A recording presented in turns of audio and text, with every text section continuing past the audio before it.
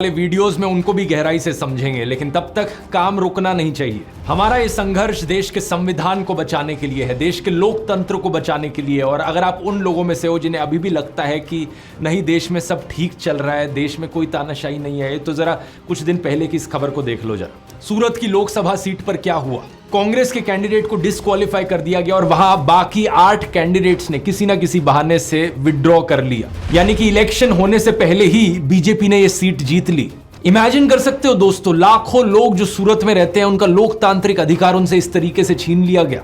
इतना ही नहीं, अरुणाचल प्रदेश में भी ऐसा ही कुछ हुआ। बीजेपी ने 10 सीटें ऑलरेडी जीत ली वहां पर इलेक्शन होने से पहले ही। और इस खबर को देखो, जहां पर दिल्ली में वो चुनाव हारने वाले थे उन्होंने इलेक्शन ही नहीं होने दी एमसीडी की। इससे पहले चंडीगढ़ की इलेक्शन में सीधा सीधा फ्रॉड करने की कोशिश करी गई थी बीजेपी को जिताने के लिए।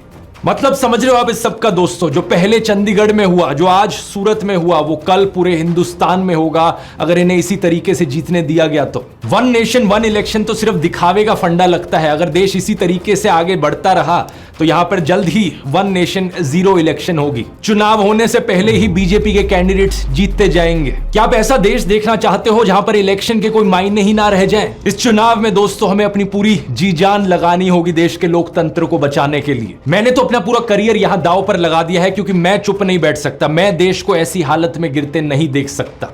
इसलिए मैं बार बार कह रहा हूं, अपनी आवाज उठाओ, क्योंकि शायद दोबारा कभी मौका ना मिले। 3 स्टेप्स मैं आपको दोबारा से बताना चाहूंगा। स्टेप 1, मेरे व्हाट्सएप चैनल को जाकर ज्वाइन करो। इसका लिंक इस क्यूआर कोड में मिल जाएगा, या लिंक डिस्क्रिप्शन में भी है। अगर ये लिंक आपके लिए खुल नहीं रहा तो व्हाट्सएप ऐप को अपडेट करो अपने फोन पर। चैनल ज्वाइन करने के बाद बेल आइकन दबाओ नोटिफिकेशन का। हमारा मिशन है 100 करोड़। हम व्हाट्सएप पर एक ऐसी आंधी लेकर आएंगे सच की कि इनका ये पूरा व्हाट्सएप माफिया दब जाएगा।